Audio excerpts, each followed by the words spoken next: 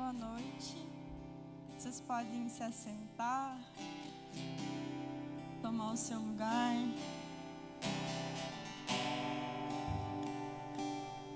Bom, para quem não me conhece, eu sou a Fer Fernanda, filha da Janete, do Sérgio, irmã da Renata, cunhada do Petri.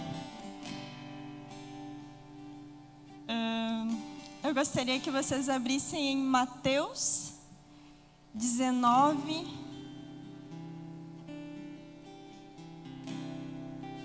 no versículo 8.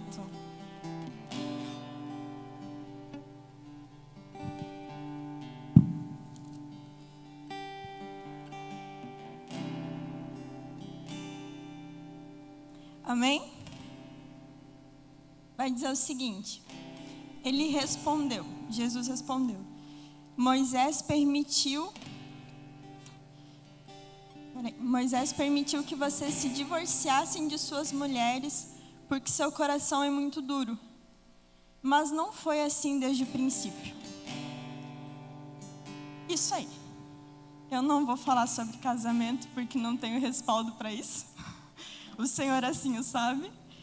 Mas eu gostaria de fazer um link deste versículo com alguns outros. E eu queria frisar essa parte. Chegaram até Jesus e começaram a lançar perguntas para ele, a ponto de tentar pegar algum erro em Jesus, só que eles não sabiam que não havia erro em Jesus. Mesmo que eles tentassem sabotar, mesmo que eles tentassem fazer o que quisessem, jamais haveria erro em Jesus. Só que eles não sabiam. E na verdade tudo isso foi para nos promover, conhecer um pouco mais sobre Jesus, para que nós tivéssemos um conhecimento da sua palavra. Lançaram essa questão aí, Moisés disse que não dava para divorciar, né? E Jesus vai ter dito isso em Mateus 5, no Sermão da Montanha. Ele vai reafirmar todas as coisas que foram escritas na Torá. E Jesus falou que se houvesse traição, poderia. Só que Jesus diz, por causa da dureza do coração. Será que o plano de Deus era que o homem tivesse um coração duro, então? Porque tudo indica que não. Mas vamos abrir lá em Efésios 4:26, já que casamento não é minha área. Efésios 4:26.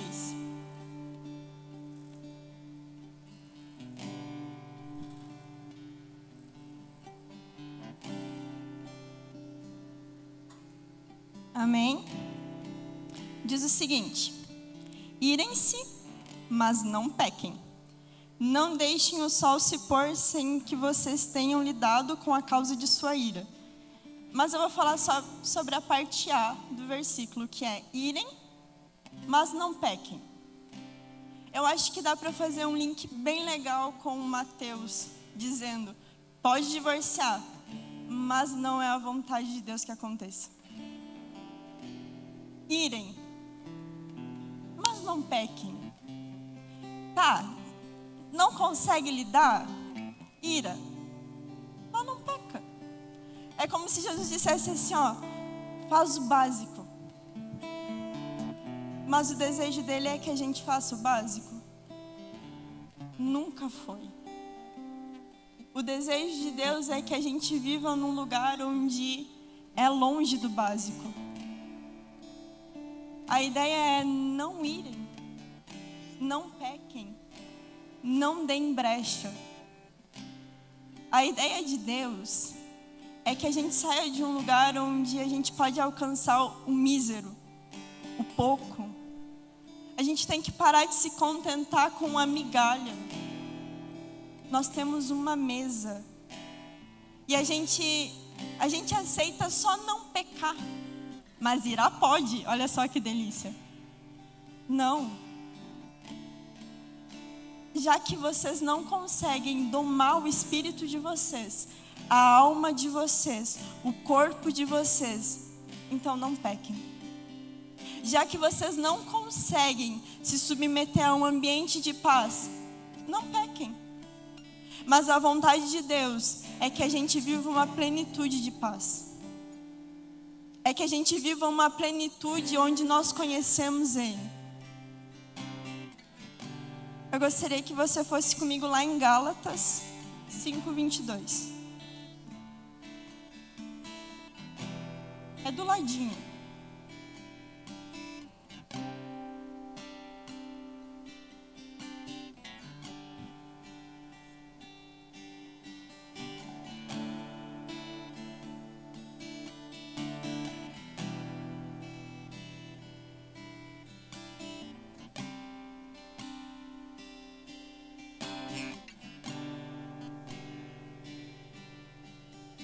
Todos conseguem ver essa árvore aqui?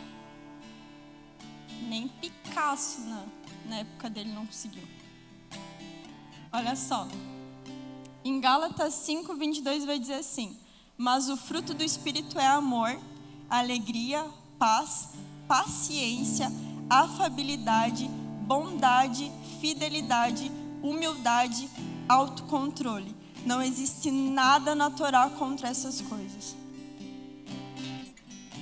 Aqui nós temos uma árvore. E uma árvore, ela geralmente dá fruto. Existem as árvores que são de paisagens apenas e não geram frutos, não geram sementes, não geram nada.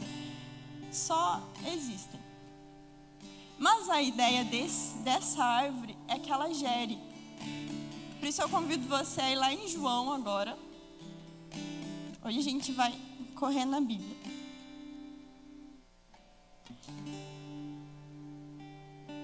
João 15.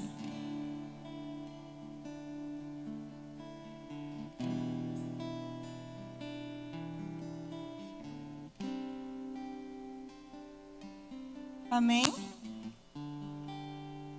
Diz assim: eu sou a videira verdadeira, e meu pai é o jardineiro. Todo ramo que é parte de mim, mas não dá fruto, ele corta. E todo ramo que dá fruto, ele limpa, para que dê mais fruto. Nesse momento, por causa da palavra que lhes falei, vocês estão limpos. Permaneçam unidos a mim, como eu estarei com vocês.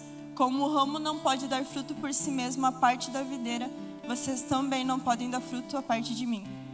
Eu sou a videira, e vocês são os ramos. Quem permanece unido a mim e eu com ele dá muito fruto, porque sem mim vocês não podem fazer nada. A menos que alguém permaneça unido a mim, será jogado fora como ramo e secará. Esses ramos são apanhados e lançados ao fogo onde queimam. A palavra de Deus está dizendo o seguinte: que Jesus é essa árvore. E que nós fomos enxertados por Ele.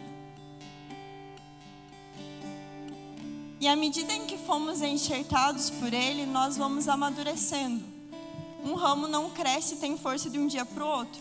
Ele precisa de tempo. Ele precisa de um desenvolvimento para que então ele comece a ficar um pouco mais forte. Para quê? Para que gere fruto. Quando estivermos maduros, o nosso ramo receberá um fruto. E a palavra de Deus vai nos falar sobre o fruto. Não é um fruto segundo a sua vontade, segundo o seu desejo e segundo o seu plano. É o fruto segundo o Espírito, o fruto do Espírito. E esse fruto, ele tem 9 gomos. E esses 9 gomos, eles simbolizam o caráter de uma pessoa. Uma pessoa que vive em amor, automaticamente caminha em paciência. Automaticamente caminha em afabilidade. Automaticamente sua vida gera bondade. Ou seja, uma parte não sai da outra. Ela complementa a outra. A ideia de Cristo é que você seja enxertado nele e dê um fruto semelhante ao do Espírito. O fruto do próprio Espírito. E esse fruto, ele vai nos falar sobre a paciência. E por muito tempo a gente leva a paciência como um tabu, de que, eu não sou paciente com isso, mas tudo bem, eu sou assim. Isso me irrita. A pessoa pode mudar, né? Poxa, coopera comigo, sabe? Não. A gente só tem o poder de mudar quem a gente é, não o outro. Então, se algo está incomodando você, parta de você a mudança. Parta de você a responsabilidade de ser maduro o suficiente para cooperar com o desenvolvimento do fruto. O fruto, ele é manifesto através das nossas ações. Nossas atitudes comprovam qual é o fruto que geramos. E se comprovam o fruto de que geramos, comprovam em qual árvore estamos enraizados.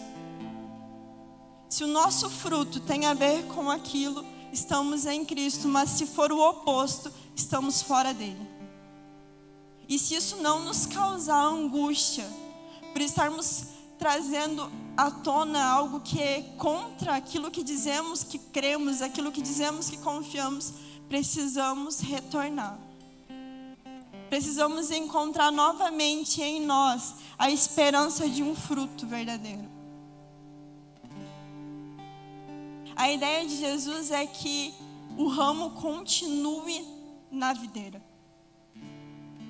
Só que se a videira não gerar fruto, ela é podada, arrancada, tirada.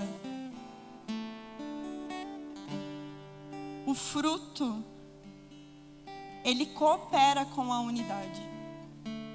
Porque eu preciso do outro para amar. Eu preciso do outro para ter amabilidade. Eu preciso do outro para ter paciência. Eu preciso do outro para ter bondade. Isso nos faz perceber o quanto precisamos estar unidos, independente das diferenças, independente de qualquer circunstância. Cristo nos traz a uma realidade onde Ele é o cabeça, onde Ele é o conjunto todo sendo árvore e nós somos parte dele, colocados nele. Gostaria que você fosse para Tiago agora.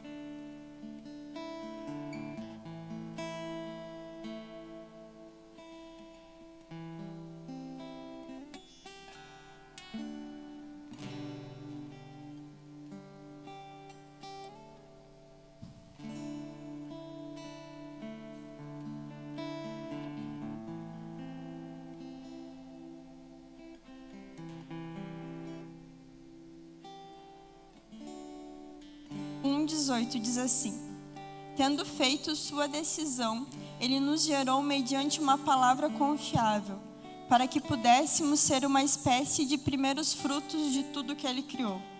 Portanto, meus queridos irmãos, que cada um de vocês seja rápido para ouvir, mas vagaroso no falar, e vagaroso para se irar, porque a ira do homem não realiza a justiça de Deus. Aproveitando que estamos em Tiago, vamos para Tiago 3, 17 ao 18.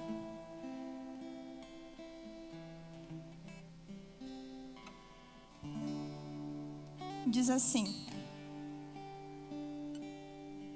mas a sabedoria do alto é, antes de tudo, pura, depois pacífica, dócil, racional, cheia de misericórdia e de bons frutos, imparcial e sincera.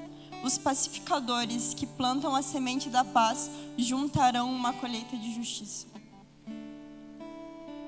Muitas vezes a gente quer a justiça da nossa própria mão. Fulano brigou comigo, vou brigar. Fulano falou uma coisa que eu não gostei, vou debater até eu mostrar o meu ponto de vista. Isso não gera paz. Isso gera mais ira. A palavra de Deus vai falar que já que irou, né? Não peca. E quando dormir, antes de fazê-lo, tente consertar a sua mente, para que então não dê lugar ao diabo. A palavra de Deus vai dizer assim, já que você não conseguiu pacificar a situação, não peca. Vai para a tua casa, vai para o teu aposento, deita, pensa no que aconteceu, realinha, organiza a tua mente e então durma. com a mente organizada. Por quê? Porque muitas vezes a gente cria esse ambiente, não vou mirar, decide não mirar, mas aí coloca para dentro de você, coloca a ira que vai corroer a tua alma, corroer quem você é por dentro, e isso vai te trazer doenças. A nossa alma, o nosso corpo e o nosso espírito precisam ser tratados. E se a gente não trata, eles machucam quem a gente é e quem está do nosso lado. Existem duas formas de ira. A ira que você se irrita e guarda para você, só para você, e não conserta. E tem a ira que você explode na hora. E aí foi o boi com as cordas. Porque daí você falou o que você quis, você fez como queria, e nenhuma delas vai te trazer a justiça. E nós não buscamos um lugar onde a gente tá com a razão, tá com a certeza. A gente busca um lugar em Deus onde Ele é o Senhor da justiça em nós. Onde a gente deposita a nossa fé, a nossa esperança, a nossa convicção, as nossas razões, e Ele entra com a verdade. A ideia de Deus é que a gente saiba ser maduro o suficiente para gerar os frutos. E gerando o fruto, nós vivemos em paz com todos. Por muito tempo a gente ouviu alguns argumentos dizendo assim: mas Jesus entrou na igreja e virou. Jesus fez isso, por que eu não posso fazer? Pelo fato de que Jesus virou a mesa porque desrespeitava a casa do Senhor. Jesus não estava brigando por um direito próprio. Jesus não estava brigando pela sua alma, não estava brigando pela sua vantagem. Ele estava elevando o nível e dizendo: a minha causa é lutar pela causa do meu Pai. Se isso afeta a causa do meu Pai, então eu me levanto e eu coloco as coisas abaixo. Mas se essa causa não é para a glória e benefício do Senhor, eu retenho. Porque há uma diferença entre justiça e uma diferença entre razão. E o problema é que a gente geralmente quer a razão e não a justiça. Há uma grande diferença entre paciência e passividade. A passividade você deixa qualquer coisa acontecer, e a paciência você pondera o que é bom e o que não é. Quando a gente se torna pessoas passivas, tudo que acontece está tudo bem. Uma pessoa paciente coloca as coisas com decência e sabedoria no lugar. E isso faz a diferença. Jesus estava dizendo, se referindo a: fiquem comigo, deem os mesmos frutos, briguem pelas mesmas brigas que eu, lutem pela mesma justiça que eu lutei. Mas sejam pacientes, sejam amáveis, sejam pessoas fáceis de amar, pessoas fáceis de amar outros. Porque muitas vezes a gente põe empecilho para não amar o próximo. A gente coloca a barreira para não amar aquele que está do nosso lado ou que está a uma certa distância de nós. Porque não vai fazer bem para quem a gente é. Só que Deus está querendo dizer que nós devemos nos unir todos para que então o príncipe da paz venha até nós. E ele então, sendo o príncipe da paz e o dono de todo o juízo, de toda a justiça, vai consertar todas as coisas. A palavra de Deus diz que o justo não se justifica. Por quê? Porque ele será justificado pela verdade. Que a gente saiba quais guerras a gente tem lutado. Sem a ideia de que a gente precisa de uma razão, sem a ideia de que a gente precisa ter um lado, que a gente precisa ter uma vitória no meio de uma guerra. Tem guerras que não devemos nem lutar. Tem batalhas que a gente não deve nem entrar. Tem coisas que a gente não deve nem fazer questão de saber. A palavra de Deus em Tiago vai falar da plena sabedoria. Da pessoa que se olha no espelho, mas que já esquece. Mas uma pessoa que então conhece a palavra do Senhor, que sabe quem ela é, busca em Deus uma sabedoria. Em Tiago vai dizer, peça a Deus sabedoria e Ele concederá. Provérbios vai dizer que a sabedoria e o princípio dela é o temor do Senhor. Então, se eu colocar a minha vida neste lugar de sabedoria, retidão, onde eu entendo que aquilo deve ser o meu caráter, o meu fruto, a minha manifestação, então eu temo ao Senhor porque estou sendo sábio. Então, os meus movimentos, a minha conduta, ela vai manifestar de quem eu sou, em quem eu estou interligado, de que árvore eu venho, qual o fruto que eu dou. Para que a gente não seja arrancado de onde a gente ganhou o lugar. Não foi a gente que chegou e se enfiou em Jesus, não. Jesus abriu um espaço para a gente. E disse, agora você pode entrar. Mas, cuide para que você não saia desse lugar. Por muito tempo a gente procurou a graça. Procurou entender o que era a graça. E hoje a gente entende. A graça é o favor imerecido. Só que Deus, Ele nos quer andando num lugar acima da graça. É como se a graça fosse uma porta. Chegamos até a graça. Nós não encontramos a porta. Nós fomos achados por ela, assim digamos. Nós fomos postos diante dessa porta. Não merecíamos. Não tínhamos feito força nenhuma para alcançar essa porta, porque nem sabíamos dela. Mas Ele nos levou até ela.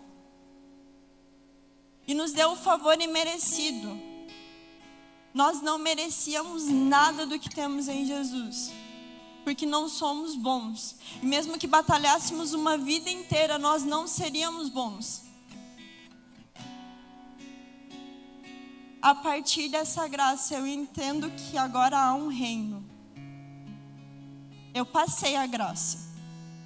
Eu passei dessa porta de graça e agora eu encontro um reino. O reino qual eu conquisto por força braçal. A palavra de Deus vai dizer que o reino é tomado por força, por esforço, por busca contínua. Onde você se desgasta para que esse reino seja o teu lar, para que você não saia desse lugar. A gente muitas vezes não consegue compreender bem a situação e o reino, porque a gente vive em um país que não é dividido em reino. Mas o reino tem suas ordens. Um reino há suas leis estabelecidas de anos e anos e anos e não são fáceis de burlar, não são burláveis. É um reino onde tem um rei. E a gente acha às vezes que esse rei, ele vai duelar contra o caráter estabelecido sobre esse reino, para nos favorecer. Eu irei, eu me pequei, me passei, mas Deus, Ele vai vir e tudo bem. Não. Nós já alcançamos esse lugar de favor imerecido. Agora nós lutamos para nos manter num lugar de dignidade no Senhor. Colossenses vai dizer, lutem, vivam a vida de vocês para que tragam dignidade ao nome de Cristo. Para que vocês sejam dignos da rica bênção que receberam por conhecer a palavra. É como se Deus dissesse assim, agora você acessou um lugar de reino. Agora você tem um Senhor sobre você. E Ele coloca leis sobre nós. E essas leis, elas não são de um Deus malvado, de um Senhor bravo. São leis de proteção para a nossa vida. E essas leis de proteção, elas criam barreiras para que a gente não caia em abismos. Digamos assim, você está andando em uma via e tem uma placa dizendo, digamos ali, 50 por hora. Tá, tô andando a 50, tá bom. Aí pede para você diminuir um pouco mais, mas você não diminui. Você até acelera. Só que lá na frente, digamos que vai ter uma placa sinalizando que vai ter uma curva. e você está em alta velocidade, em um penhasco, digamos assim, vamos adrenalizar mais um pouco. Você está num penhasco, tem uma curva e você está em alta velocidade. Você já não tem domínio mais sobre o carro. Você transgrediu uma lei que custou a tua vida. A lei estava ali para te matar? Não. Estava ali para tentar dizer para você que você poderia morrer se você saísse dessa lei. Um pai e uma mãe que tem uma criança de 1 aninho e tem uma escada bem grande para passar da sala para fora de casa. E esse pai sabe que o filho está aprendendo a andar. E ele coloca então uma proteção na porta. Esse pai está tentando matar o seu filho ou está tentando lhe dar vida? Está tentando manter que o filho tenha vida. A ideia de Deus é colocar lugares em nós para que a gente viva num lugar cercado pelo seu amor. Se a criança ultrapassar aquela linha que lhe foi proposta, ela não vai conseguir ter o movimento necessário, da maneira necessária para conseguir andar sobre a escada. O pai sabia disso. A criança não. Quando nós estamos neste reino, onde há princípios, onde há leis, onde há ordenanças, muitas vezes a gente não entende, não cabe na nossa cabeça o porquê de tal coisa. Mas quem projetou essas leis, quem planejou esses estatutos, sabe muito mais do que nós. A palavra de Deus vai nos dizer que os pensamentos dele são maiores que os nossos. A ideia de Deus é que a gente talvez não entenda tudo, mas compreenda que tudo que ele faz tem o fundamento de nos proteger. Independente do que a gente vai achar, independente se a gente vai concordar ou não, os estatutos de Deus são para nossa proteção e elas geram vida. E quando nós entramos nesse reino, onde fomos transpassados do reino das trevas para o reino do Filho do seu amor, nós podemos entender que esse amor, ele apagou todas as nossas transgressões, ele retirou todos os nossos pecados, ele nos limpou de todas as nossas mazelas, nos trouxe para um lugar de maturidade que vai gerar em nós um desconforto,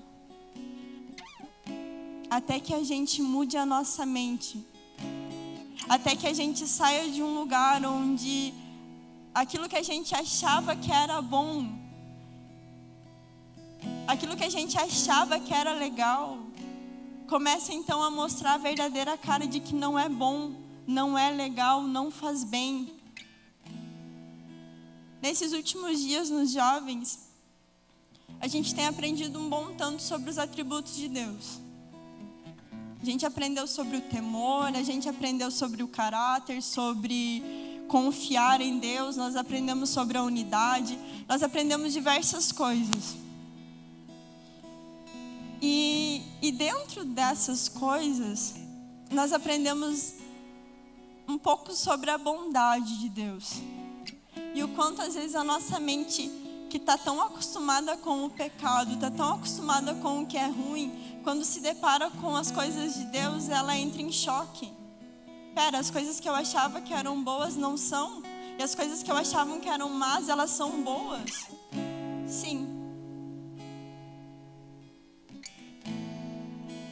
Aquela ira que talvez não fazia você pecar, que talvez não fazia você brigar com ninguém, que talvez fazia você guardar só para você mesmo, aquela ira não é bom.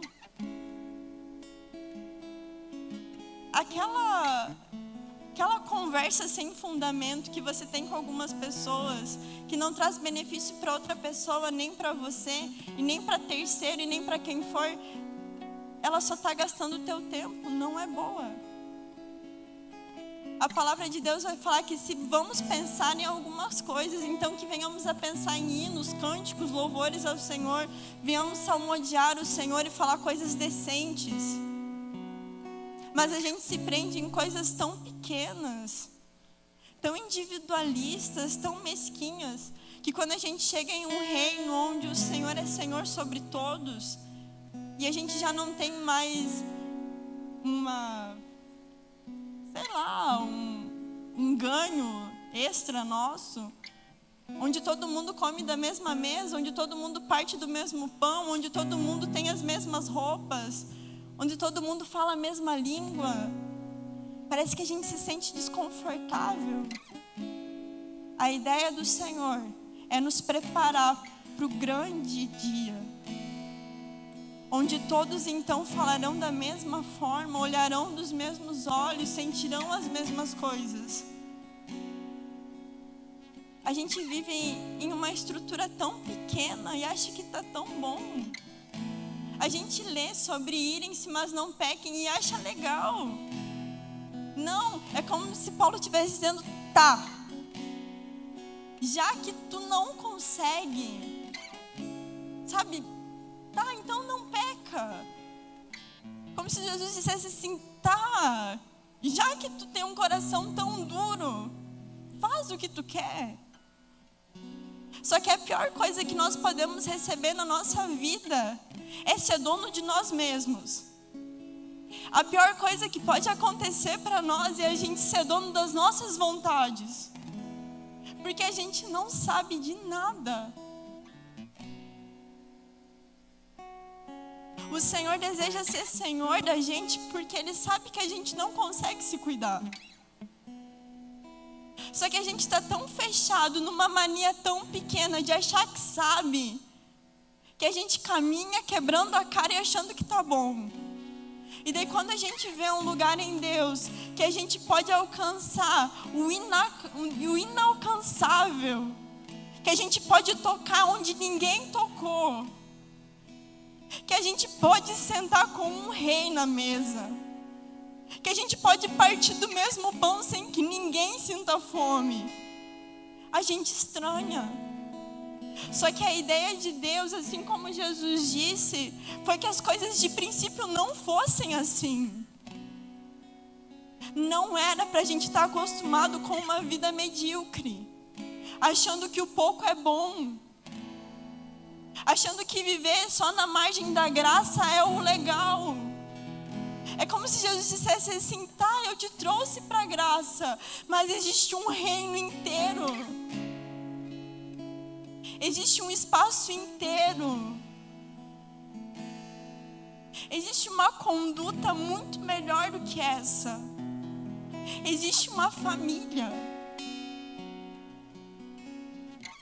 A gente andou tão acostumado a andar sozinho, a ter que ser forte 3 vezes mais, a ter que aguentar, a ter que se manter, que quando a gente entra em um reino onde todo mundo pode se ajudar, é estranho. Quando a gente encontra um lugar onde a gente pode sentar na mesa e dividir da mesma coisa, a gente acha estranho, a gente pensa que o outro vai nos manipular. Quando alguém nos abraça, a gente acha que vai dar uma facada. A gente está tão arisco, mas Jesus diz, no princípio não era para ser assim. No princípio não era para ser assim. Mas a gente se acostumou com tão pouco. A gente aceitou tão pouco. A gente aceitou só não pecar, quando a vontade de Deus era que vivêssemos em paz com todos, a ponto de poder contar os piores pecados a qualquer pessoa e saber que eu seria guardada por essas pessoas. Isso é o reino, onde você é protegido e amado, onde você é colocado de frente com os teus erros, onde você reconhece as tuas falhas e melhora.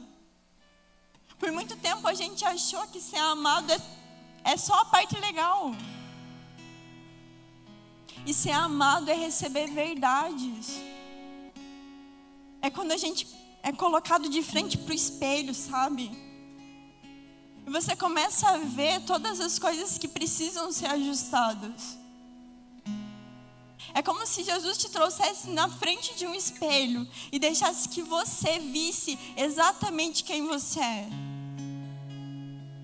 Obrigada.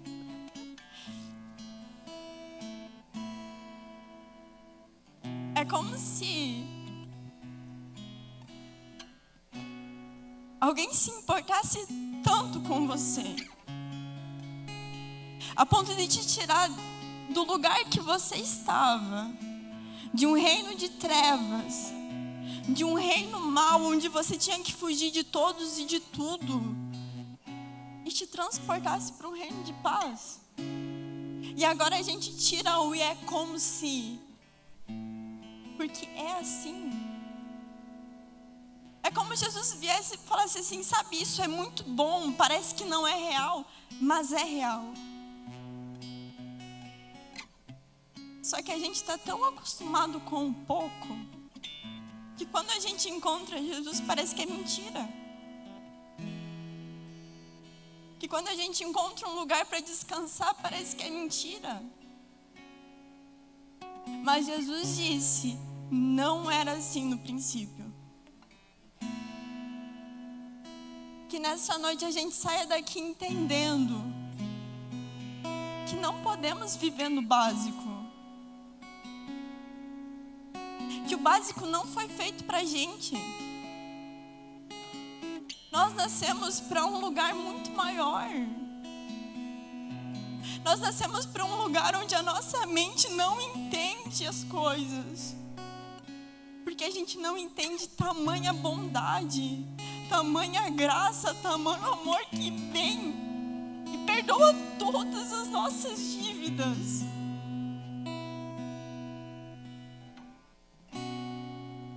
A gente se submete a tão pouco, quando na verdade Jesus está dizendo: eu tenho um banquete inteiro para você, só permanece em mim. Tem uma mesa inteira para você, só permanece em mim. Gere os mesmos frutos que eu.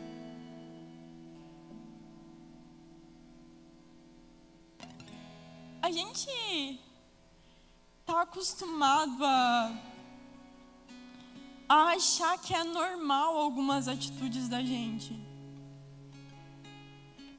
E não é. Não é normal você gritar. Não é normal você machucar o próximo. Não é normal você maldizer alguém. Não é normal você não ter paciência com quem está aprendendo. E toda vez que você faz isso, você transgrede a lei. Toda vez que você machuca quem está do seu lado, você transgrede a lei. Toda vez que você machuca quem confiou em você, você transgrede a lei. E toda vez que você vê alguém indo para um abismo e você não avisa, você transgrede a lei. Muitas vezes a gente pensa que não irá e guardar para nós está ok. Não tá. Então o que eu faço, Fernanda? Você só não vai falar para o próximo. Sabe o que você faz? Você conversa com Deus. Porque muitas vezes, e isso a gente tem conversado na dança, tem conversado em casa, tem conversado em vários lugares, tem ouvido várias mensagens, tem lido. E às vezes a gente traz o mal de alguém dentro de nós. A Renata fez mal para mim. Aí eu vou na minha mãe. E a minha mãe também já está possessa com a Renata, só não falou para mim. Que a Renata, sei lá, não lavou a louça na hora que ela quis. E a Renata me causou um dano enorme, não me chamando para o almoço. Para vocês verem o absurdo do quanto uma coisa é pequena. Mas aí, eu vou e falo para a mãe, porque eu já não aguento mais. É a segunda vez que a Renata não me chamou para comer. Poxa, na primeira, né? Até não mirei. Não pequei. Mas na segunda, como é que eu vou aceitar? Aí eu chego para minha mãe e falo: mãe, sabe da Renata? Ela fala: sei. Sei bem da Renata. E daí eu já conto da Renata para minha mãe, e minha mãe já conta também da Renata para mim. E daí quando a gente vê, a gente já fez um montinho de 2. E esse montinho de 2 é abominável. Tiago vai dizer: a tua língua é como fogo, e o fogo mata.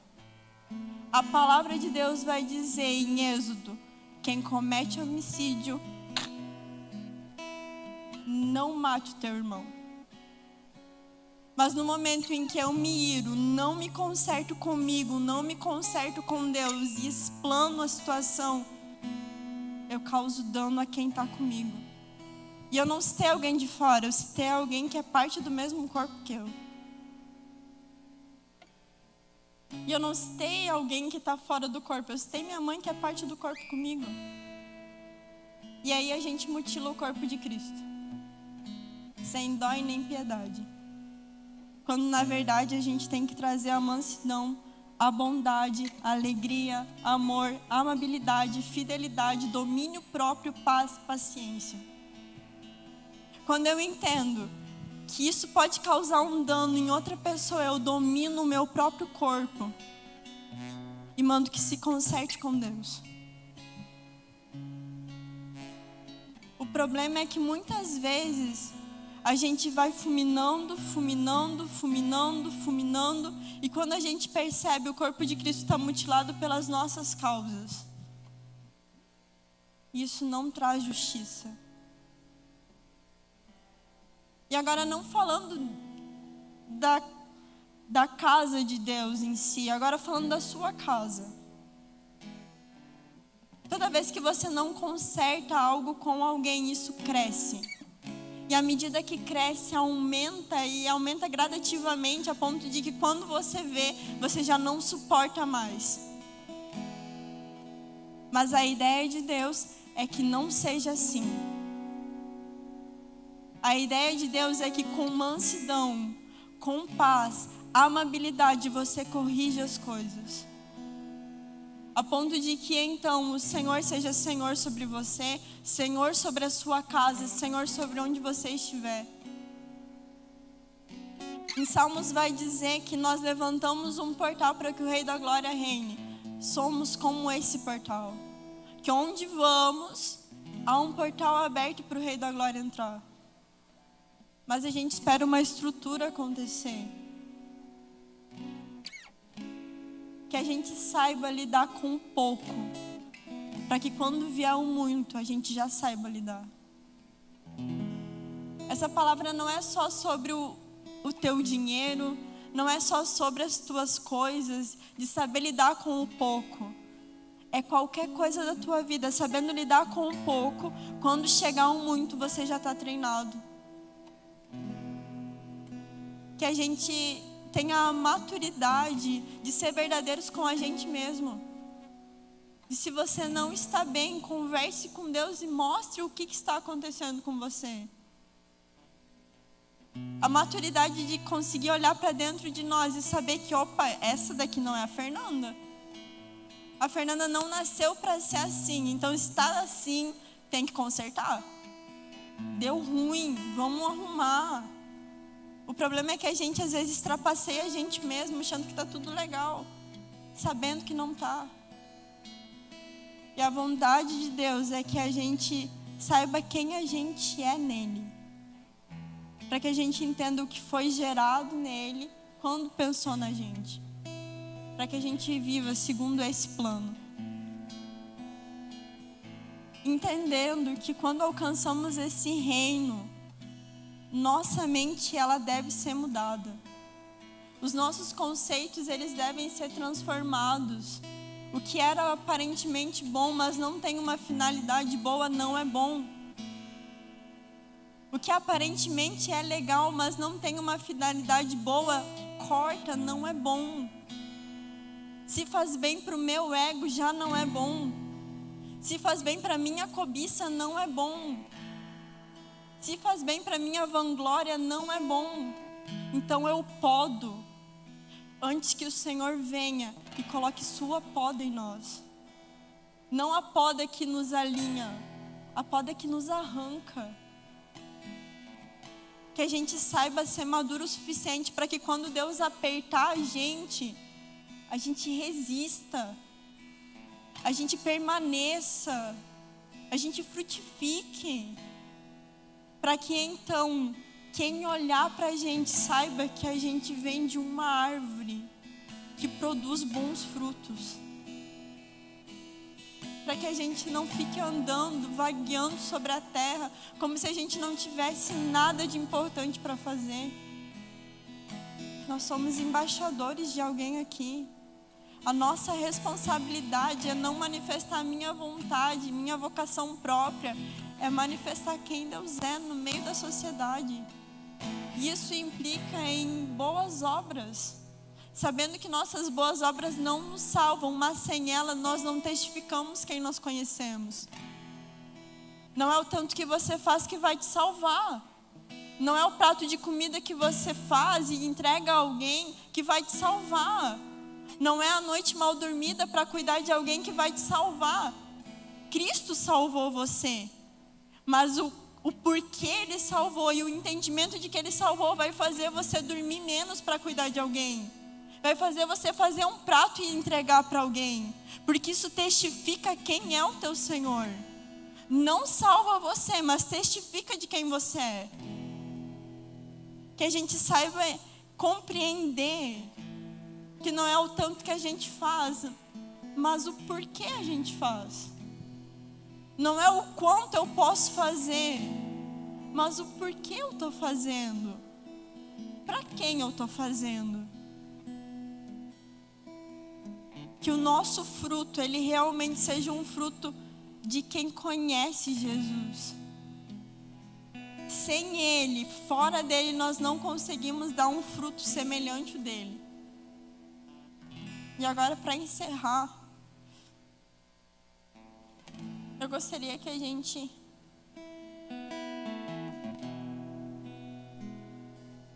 fosse lá para Tiago de novo. Não me engano, Filipenses.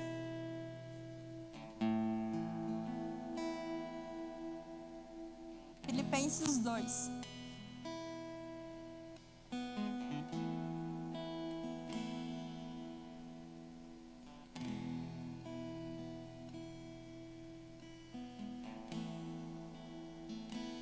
Portanto, se vocês têm algum encorajamento para mim, a partir de sua união com o Messias, o Cristo, algum conforto procedente do amor, alguma comunhão comigo no Espírito, alguma compaixão ou simpatia, então completem meu trabalho, mediante o propósito e amor comuns, sendo um no coração e na mente. Não façam nada por competição ou imodéstia, mas com humildade considerem os outros melhores que você mesmo. Cuidem dos interesses das outras pessoas e não só dos seus. Que a atitude de vocês para com os outros seja governada pela união ao Cristo Messias, o Yeshua. Que apesar de ele viver na forma de Deus, não considerou a igualdade com Deus algo será mantido pela força. Ao contrário, esvaziou a si mesmo ao assumir a forma de um escravo, tornando-se como seres humanos são. E quando ele surgiu como um ser humano, humilhou-se ainda mais, tornando-se obediente até a morte, a uma morte na estaca como um criminoso. Portanto, Deus o elevou ao lugar mais alto e lhe deu um nome acima de todo o nome, para que em honra ao nome dado a Yeshua, todo joelho se dobre, no céu, na terra e debaixo da terra, e toda língua reconheça que Yeshua, o Messias, é o Senhor, para a glória de Deus Pai.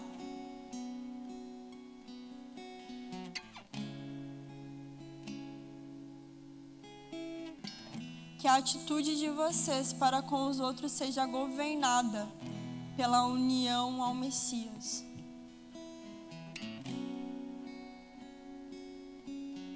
Que a nossa movimentação seja uma movimentação de quem é governado por Cristo. Onde não são mais os seus desejos que importam.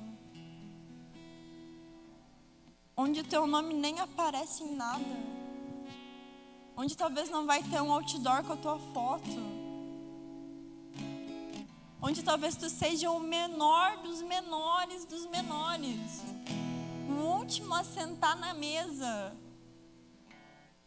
até que você sirva a todos de igual modo, até que eles sejam superiores a você. Jesus, sendo o Senhor, colocou todos sentados e lavou os pés. Os pés daquele que um dia iria dizer que talvez ele não fosse conseguir dar conta de alimentar uma multidão. Os pés daquele que venderam ele por 30 moedinhas. Os pés daquele que negou. Aqueles que não estavam quando a cruz foi erguida. Jesus não pecou com o pecado do outro. E a gente cisma em pecar com o pecado do outro. Porque o outro errou, a gente erra também. Porque o outro fez algo, eu vou fazer também.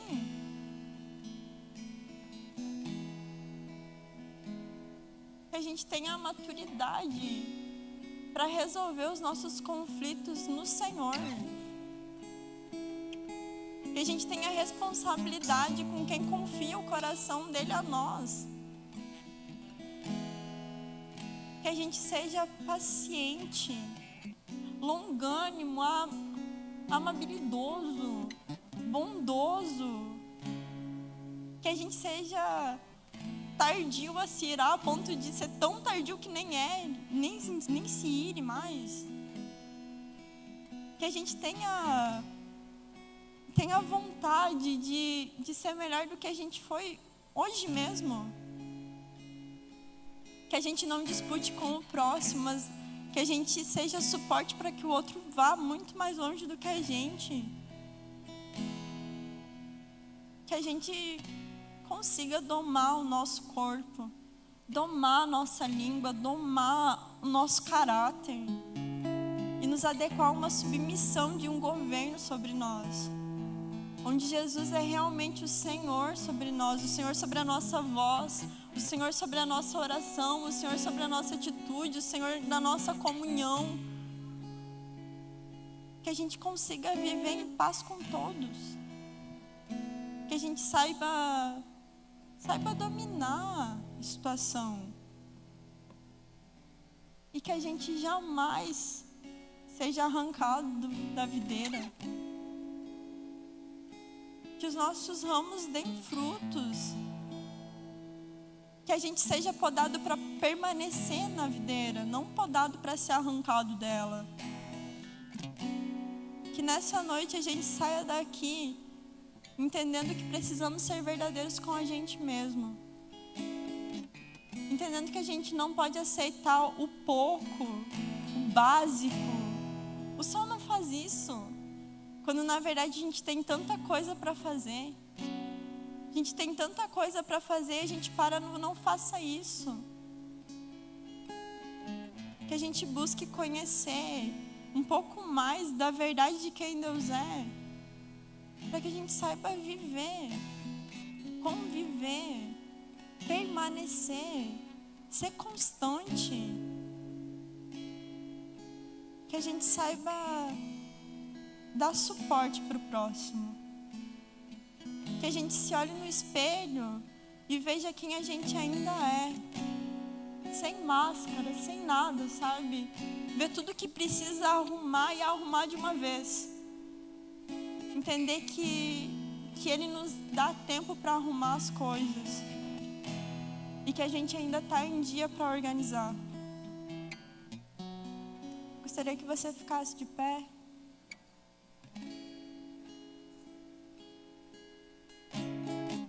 Pai, nós te agradecemos pela tua bondade. Pai, nós te agradecemos porque o Senhor confiou a nós a verdade ao teu respeito.